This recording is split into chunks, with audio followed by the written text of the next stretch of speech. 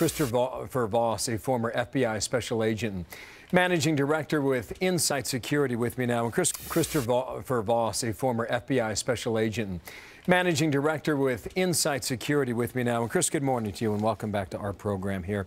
You put the facts together here. This young man missing. There's a search in Boston, Connecticut, New York City, Philadelphia.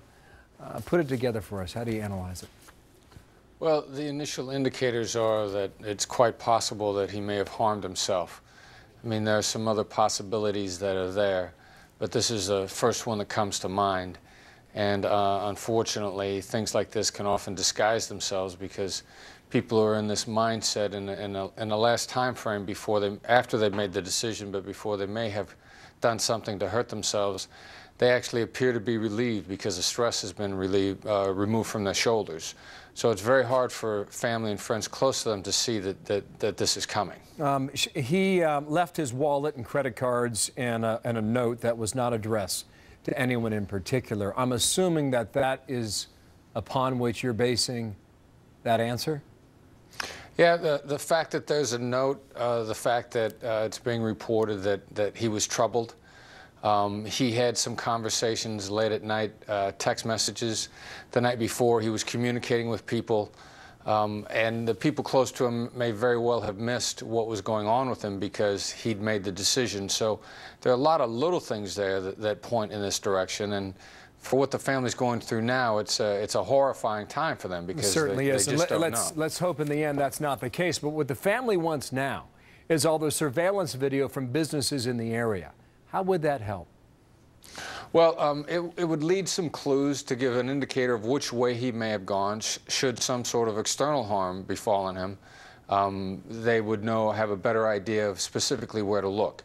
One way or the other, they're looking for a trail to find out what happened to him. Even in the outside chance that he just wanted to get away from everyone and be left alone, they need to know where to look, and those sorts of things could help. But is there a suggestion for these businesses in Providence, Rhode Island, that they're not willing to cooperate? I mean, why not help out the family? Well, I haven't seen any indicators that the businesses are not cooperating, and this is clearly a story. It appears that the community is rallying around this family, and the student community is rallying.